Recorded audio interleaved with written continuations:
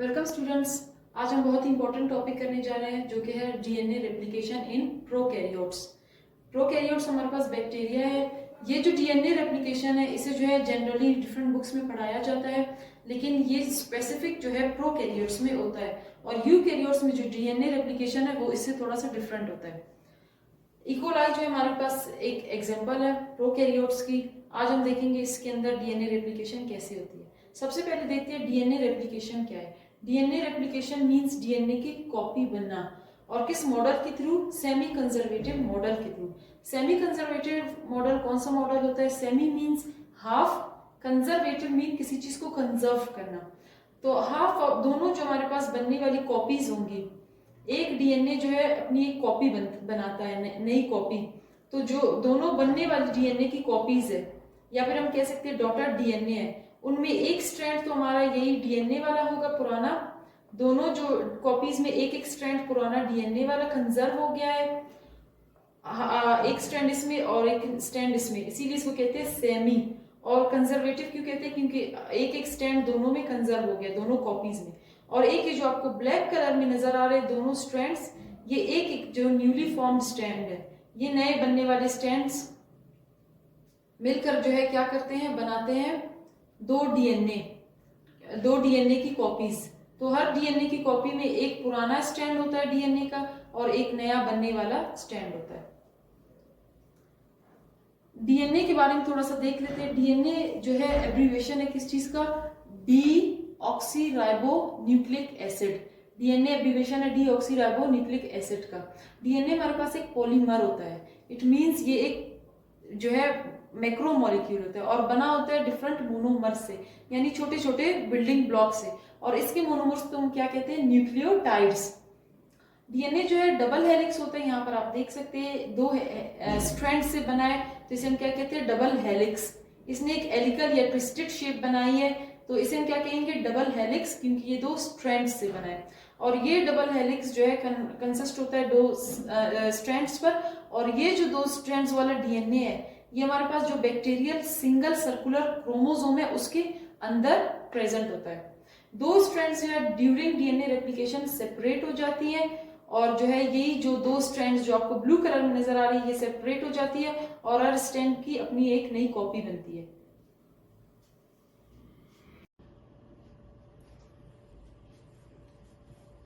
अब हम देखते हैं डीएनए में रेप्लिकेशन कैसे होती है प्रोकैरियोट्स के डीएनए में। तो सबसे पहले ये जो आप डबल स्ट्रैंडेड डीएनए देख रहे हैं ये जो है यहाँ से ओपन हो चुका है, और इसे ओपन कौन करता है? एक एंजाइम जिसे हम कहते हैं डीएनए हेलिकेज। ये दो स्ट्रैंड्स के बीच में जो हाइड्रोजन बॉन्ड्स हैं उनको तोड़ के इन दो स्ट्रैंड्स को सेपरेट करता है, इनको ओपन करता है, इस ट्विस्टेड जो है हेलिक्स को ओपन करता है, मतलब इसको क्या करता है? अनवाइंड करता है और बना देते हैं हमारे पास ये जो आपको एरियाज नजर आ रही है क्लोज्ड एरियाज है। ये जो एरियाज है ये बिल्कुल वाई शेप्ड है, और इन वाई शेप्ड एरियाज को क्या कहते हैं? Replication fork. और रेप्लिकेशन फॉक की वो एरिया होता है जहां से हमारे पास क्या होती है? डीएनए रेप्लिकेशन स्टार्ट होती है। ये जो रेप्लिकेशन फॉक्स है यहां से जो है डीएनए रेप्लिकेशन स्टार्ट होगी, तो इन एरियाज को हम क्या कहेंगे? रेप्लिकेशन फॉक्स या फिर ऑरिजिन्स। ऑरिजिन्स वो एरियाज है जहां से रेप्लिकेशन फॉक की तरह डीएनए रेप्लिकेशन स्टार्ट होती है। इसी तरह जब ये रेप्लिकेशन फॉक थोड़ा और इंक्रीज होता जाएगा और ये चेन खुलती जाएगी, अनट्विस्ट अनवाइंड होती जाएगी, तो एक लार्ज बबल बना देगी। और प्रोकैरियोट्स में सिर्फ एक ही लार्ज बबल बनता है। अब ये बबल फर्दर जो है फिर ओपन होता जाएगा, और इस तरह से कंप्लीट जो है जो हमारे पास ये एक डीएनए का डबल स्ट्रैंड है, फिर ये अपनी दो कॉपीज बना देते हैं। कुछ और प्रोटीन है जैसे हमारे पास डीएनए गायरेज है, ये डीएनए गायरेज उन एरियाज पे अटैच हो जाता है जो कि अभी तक खुली नहीं है, जो कि अभी तक ट्विस्टेड फॉर्म में है। इन ट्विस्टेड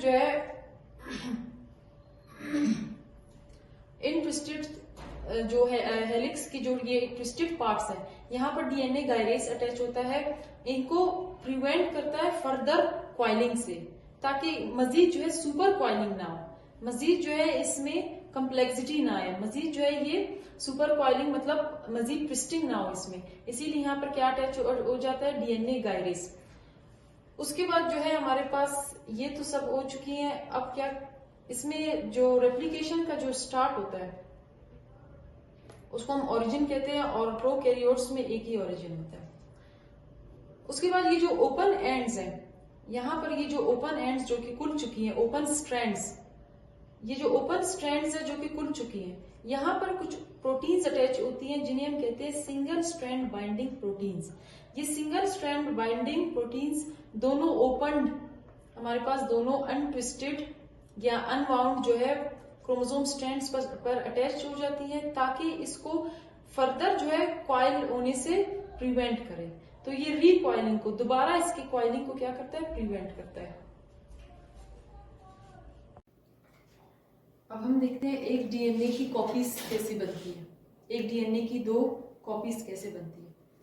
तो सबसे पहले हमने वो जो बबल बनाया था उसको ओपन कर लिया है, उसको थोड़ा सा बड़ा करके दिखाया है। अब इस बबल में सबसे पहले आपने देखना है ये जो 3 डैश एंड और 5 डैश एंड है, इसका मतलब क्या है।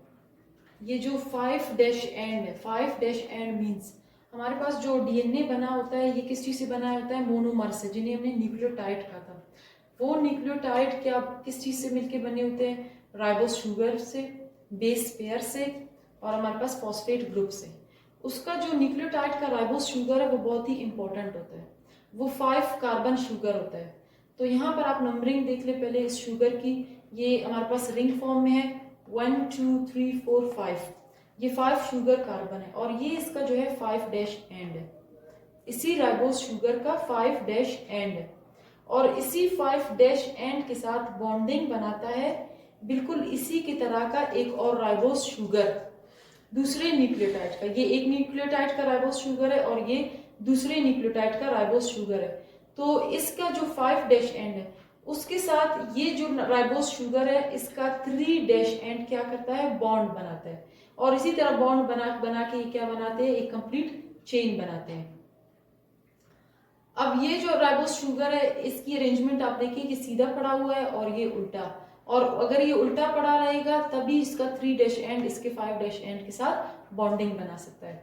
अब आपको समझ में आ गया होगा कि ये 5 डैश एंड और 3 डैश एंड क्या है। यहाँ पर 5 डैश एंड फिर 3 डैश एंड, फिर अगेन इसके 5 डैश एंड ने बॉन्ड बनाना है दूसरे न्यूक्लियोटाइड के 3 डैश एंड ने, और इस तरह से ये चेन बन जाएगी, और चेन हमेशा बनती है 5 डैश एंड से 3 डैश एंड।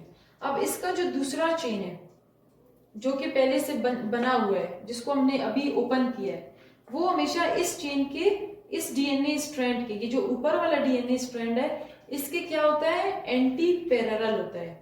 आप देख सकते हैं ये फ्रॉम 5 to 3 डैश एंड है, और यहाँ पर बिल्कुल इस 3 डैश एंड के नीचे आप देख सकते हैं जो दूसरा स्ट्रैंड है वो यहाँ से स्टार्ट हो रहा है from 3 dash end to 5 dash end. तो ये आपस में एंटी पैरेलल मैनर के थ्रू एक दूसरे के साथ कॉइल होते हैं, और इन दोनों के बीच में हाइड्रोजन बॉन्ड बनती है इनके बेस पेयर्स के बीच में। अब हम देखते हैं कि डीएनए रेप्लिकेशन कैसे होता है। डीएनए रेप्लिकेशन में सबसे पहले जो है जब न्यू चेन बनना होता है तो स्टार्ट में हमारे पास रिक्वायरमेंट होती है एक छोटे से न्यूक्लियोटाइड के स्ट्रेच की, जिसे हम कहते हैं आरएनए प्राइमर। ये प्राइमर इसको यूज करना लाजमी होता है, इसके बगैर डीएनए रेप्लिकेशन नहीं हो सकती।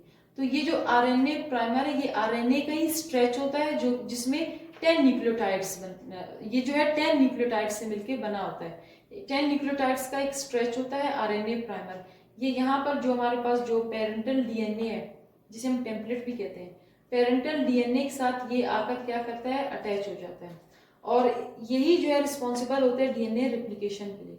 अब ये आरएनए प्राइमर बनता किससे, एक एंजाइम से जिसे हम कहते हैं प्राइमेज एंजाइम। ये आरएनए प्राइमर यहाँ पर अटैच हो जाता है। फिर एक और इम्पोर्टेंट जो एंजाइम है जो कि बहुत ही इंपॉर्टेंट है और डीएनए रेप्लिकेशन वही करवाता है, उसे हम कहते हैं डीएनए पॉलीमरेज 3।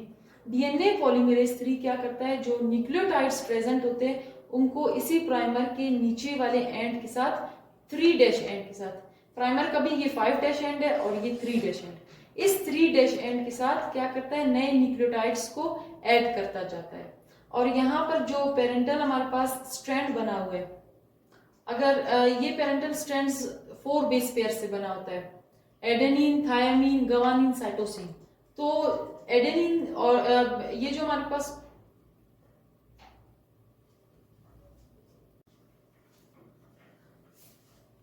ये हमारे पास जो पेरेंटल डीएनए है, यहाँ पर बेस पेयर्स अटैच होती है और उन्हीं बेस पेयर्स के अकॉर्डिंग उनकी जो पेयर्स है आकर न्यू स्ट्रैंड में अटैच हो जाते हैं। मतलब इन यहाँ पर जो न्यूक्लियोटाइड्स है और जो उनके बेस पेयर्स है बिल्कुल उन्हीं के अकॉर्डिंग वो बेस न्यूक्लियोटाइड्स आएंगी जो कि इनसे मैच करती है। जैसे कि हमारे पास यहाँ पर ये जो बेस पेयर है ये एडेनिन है, इसके साथ अटैच होगा थायामीन, क्योंकि थायामीन ही एडेनिन के साथ बॉन्डिंग बनाता है।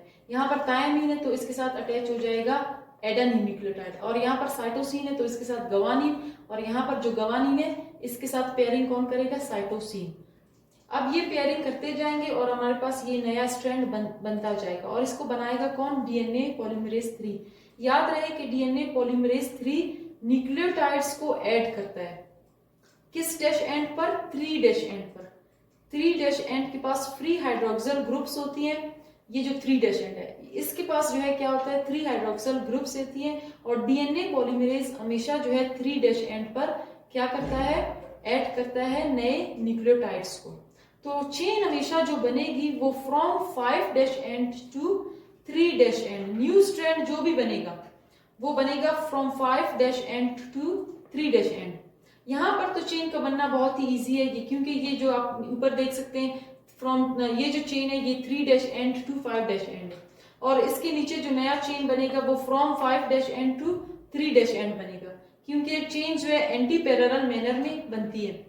यहाँ पर तो बनना बहुत ही इजी है। न्यूक्लियोटाइड जो डीएनए पॉलीमरेज है वो सिंपली क्या करेगा, न्यूक्लियोटाइड्स को जो 5 डैश एंड के बाद जो 3 डैश एंड है उसमें ऐड करता जाएगा, और ये चेन बन जाएगी बहुत ही स्मूथली और इजीली। और इस चेन को हम क्या कहेंगे, लीडिंग स्ट्रैंड कहेंगे, क्योंकि इसने इजीली लीड किया और ये बन गया इजीली। लेकिन नीचे का जो चेन है इसमें जो है थोड़ी सी प्रॉब्लम आएगी, क्योंकि हमने कहा है कि चेन हमेशा जो न्यू स्ट्रैंड बनेगा वो from 5 dash end to 3 dash end बनेगा। तो बिल्कुल यहाँ पर from 5 dash end to 3 dash end जो है छोटे छोटे फ्रेगमेंट्स बनेंगे। आप देख सकते हैं from 5 dash end to 3 dash end, और ये जो हर 5 डैश एंड जो है यहाँ पर हमारे पास आरएनए प्राइमर्स ऐड होंगे। यहाँ पर मैंने कंफ्यूजन के लिए ऐड नहीं किए ताकि आप कंफ्यूज ना हो सके, लेकिन यहाँ पर प्राइमर्स ऐड होंगी तभी डीएनए पॉलीमरेज 3 क्या करेगा, न्यूक्लियोटाइड्स उस प्राइमर के नीचे ऐड करता जाएगा। अब यहाँ पर जो चेन्स बन रही है वो छोटी छोटी फ्रेगमेंट्स की फॉर्म में, from 5 dash end to 3 dash end, क्योंकि ये जो चेन है ये फ्रॉम 5 नीचे वाली जो चेन है वो from 5 dash end to 3 dash end है, और ऊपर की जो न्यूली जो स्ट्रैंड बनेगा वो from 3 dash end to 5 dash end बनेगा। तो इसके बिल्कुल ऑपोजिट बनेगा, और हमने तो कहा कि नया strand from 5 dash end to 3 dash end बनता है, तो बनेगा तो from 5 dash end to 3 dash end ही बनेगा। लेकिन ये जो हमारे पास सेगमेंट्स है ये आपस में क्या करेंगी, मिल जाएंगी। यहाँ पर आप देख सकते हैं 3 डैश एंड से 5 डैश एंड की तरफ ही न्यू स्ट्रैंड बना है, लेकिन ये बना from 5 dash end to 3 dash end है, लेकिन इसकी अरेंजमेंट जो है वो from 3 dash end to 5 dash end है। और ये जो अरेंजमेंट है इसमें हेल्पफुल होता है हमारे पास डीएनए लाइगेज। ये जो 5 dash end to 3 dash end small segments बनी है या फ्रेगमेंट्स, इन्हें हम क्या कहते हैं, ओकाजाकी फ्रेगमेंट्स कहते हैं। ये ओकाजाकी फ्रेगमेंट्स आपस में कनेक्ट होती है किसके थ्रू, आपस में पेस्ट होती है किसके थ्रू, डीएनए लाइगेज के थ्रू। ये इनको पेस्ट करता है और एक जो है नया स्ट्रैंड बनता है 3 डैश एंड से 5 डैश एंड की तरफ। इस स्ट्रैंड को हम कहते हैं लैगिंग स्ट्रैंड, क्योंकि ये लैग कर रहा है, एक फ्रेगमेंट दूसरे फ्रेगमेंट के बाद में क्या कर रहा है, लैग कर रहा है, ये इजीली नहीं बन रहा, तो इसे हम क्या कहेंगे, लैगिंग स्ट्रैंड।